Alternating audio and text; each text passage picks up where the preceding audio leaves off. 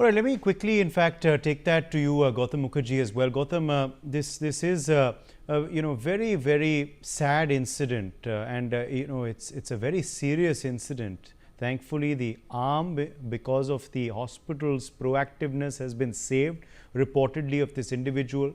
But really, this video has sent chills down everyone's spines who's seen it. What was your first reaction to it, and what now must be the fallout of it, Gautam, because surely this incident cannot be ignored? Well, I'm sure the Australian authorities won't ignore it. They will, if they've given bail to three of them, it's basically because one of them would have done the fisting, the other two have done the general, attack without anything specific. The chap with the machete must be the one who's still in custody. Now, if you look at, I quite agree that Hindus are the new Jews because they are diligent, they are prosperous. Even as students, they tend to be law-abiding and mind their own business. They have enough money to live on.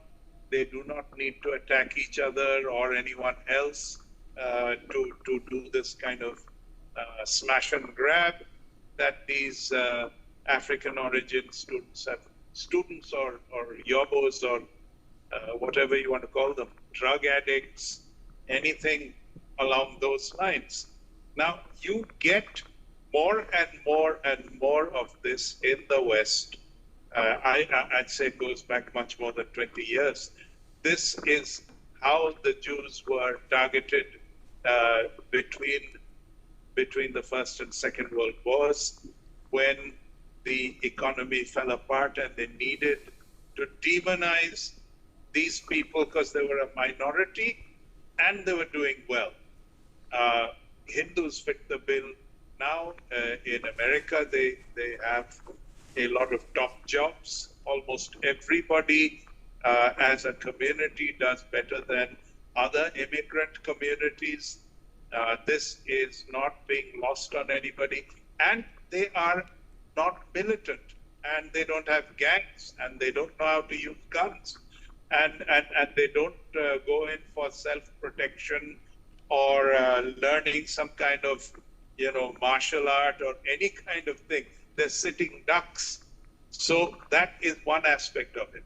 The other business of being anti-Hindu in terms of attacks on temples, this has a variety of people. One is in the media, I would fancy in these white countries, largely Christian, that though Australia, since the 50s, after it dropped its white Australia policy, is pretty cosmopolitan. There are lots of Vietnamese, Italians.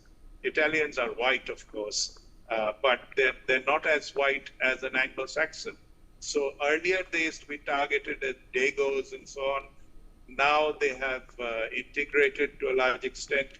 So you've got every immigrant community is a target, particularly when there is an economic downturn. And the economic downturn is more or less responsible for this. As far as anti-Hinduism goes, the evangelists, I mean, we did burn we burnt a family of